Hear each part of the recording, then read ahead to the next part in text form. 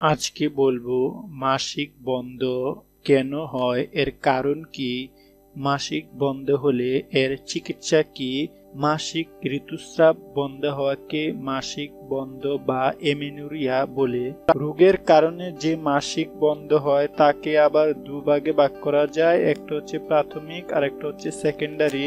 বয়ঃপ্রাপ্ত হওয়ার পর কোনোদিন ঋতুস্রাব না হওয়াকে প্রাথমিক মাসিক বন্ধ বলে, আর সেকেন্ডারি মাসিক বন্ধ হচ্ছে স্বাভাবিকভাবে মাসিক হওয়ার পর কোনো রোগের কারণে মাসিক স্রাব বন্ধ হওয়াকে সেকেন্ডারি মাসিক বন্ধ বলে।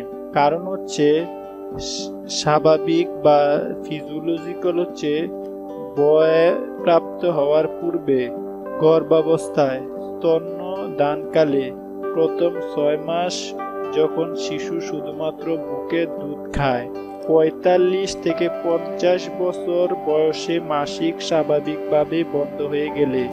2 নম্বর হচ্ছে প্যাথোলজিক্যাল।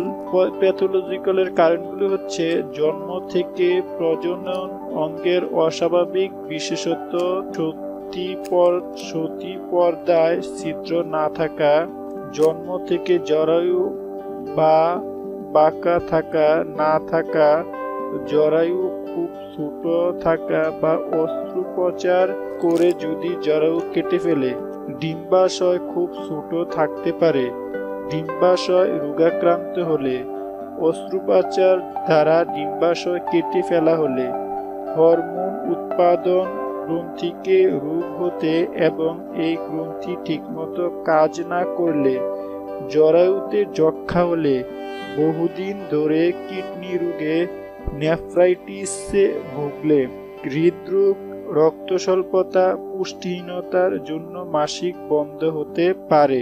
চিকিৎসা হচ্ছে বিবাহিত হয়ে থাকলে গর্ভবতী হয়েছে কিনা নিশ্চিত হতে হবে। মাসিক বন্ধ হওয়ার 42 দিন পর প্রেগন্যান্সি টেস্ট করা যেতে পারে। গর্ভবতী হওয়া ছাড়া মাসিক ঋতুস্রাব বন্ধ হলে প্রকৃত কারণ অনুযায়ী চিকিৎসার জন্য রোগীকে বিশেষজ্ঞ চিকিৎসকের কাছে যেতে হবে। আজকের মতো এই পর্যন্তই। সবাই ভালো থাকবেন। পরবর্তী ভিডিও দেখার আমন্ত্রণ রইল। ধন্যবাদ।